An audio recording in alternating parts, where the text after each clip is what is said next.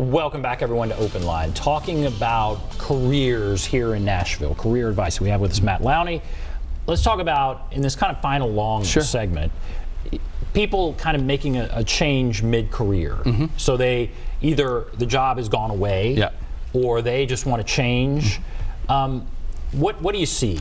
So, and those are two vastly different reasons. It's great. It feels compelling when it's intentional. And that's great. Like, hey, I just am not fulfilled being an accountant, and I want to go do healthcare, whatever that means, right? And so I need to figure that out, and I can kind of have a more smooth transition, understand what that means.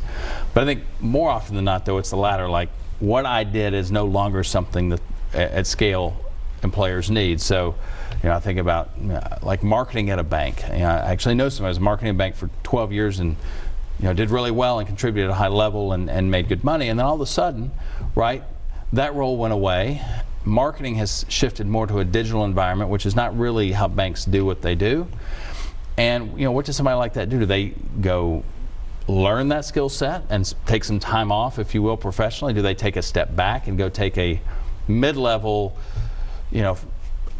marketing role, but they're used to making 30 grand more? So you've got to make some choices, and those get to be hard real fast. And that's where I feel for folks. They've been doing something for 20 years and it's no longer something that's needed. And you're used to, you've got a mortgage that's $1,800 a month and you're used to making 80 to 100 grand a year. And you have this kind of freak out moment of, what do I do? And they get stuck. What do you do?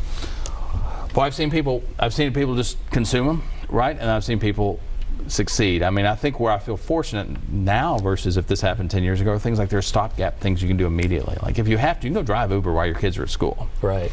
And at night, like an NFL drive, you can go kill it as an Uber driver while your wife or neighbor keeps your kids. So that there's at least that stopgap that perhaps maybe a few years ago wasn't there. And I think you've got to start thinking in terms of personal finances, what your minimum needs, what do you kind of have to do? And then, as you kind of get to exhale a little bit, what do you need to do? And so the answer to that largely is networking, right? So get out there and meet people, make introductions, say, hey, I might have been financed at a bank, but hey, those skills may transfer to finance at a small business. So, I've got a business 200 or 300 people and they need somebody that does the books. You probably know 80% of what you're doing on day one, and the only way you're going to get that job is be introduced to the owner, right? He says, hey, I think you're a sharp guy.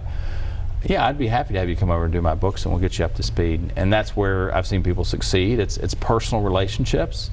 They just blindly apply for a job that on paper you're not a fit for and there's 100 other people applying. It's just wasteful. I mean, it's just you're burning your own energy out, and you should not do that. So, that's interesting. And what do you see? Are jobs getting tons of applications? Again, some are and some aren't. Like as a guy that has open jobs right now, some of them are just a tsunami of applications, and you spend a lot of time getting through them. And the others they're not the kind of people who apply for jobs. You got to go find them. And so, where I would say, as the application process, as I said, look at a job posting that you think you're an 80% fit for as a lead, as a sales lead. Don't just apply and hope. If I apply to 180% fit jobs, surely to goodness 2 of them will call. Frankly, no, if there's 200 people apply to all of them, right? Right. You're not ever going to get a phone call. You're just going to feel like you're going to get deflated. Look as a sales lead. Hey, I know that company's looking for a finance role that I'm kind of sort of a fit for.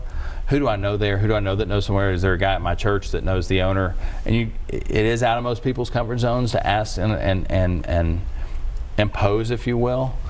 But sometimes you got to, and that's okay. And they want to help you. But you've got to be a little bit more assertive than most people are comfortable doing.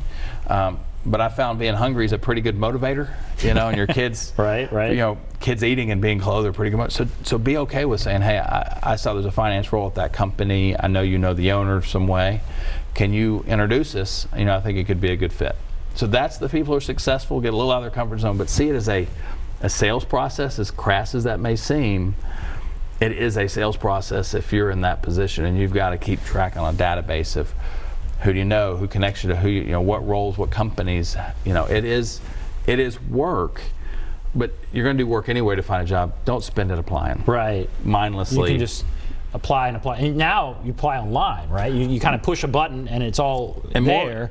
And you never get a sense that anyone ever saw it. You just And feel sometimes they don't. Let me be honest. Yeah. So companies have got it automated to the point they score your resume. Yeah. And if you don't get a certain score, it doesn't appear. It doesn't even get into the recruiter's inbox. Wow. All right, we'll take a break here. We'll take a break, come back, wrap everything up. Be back right after this.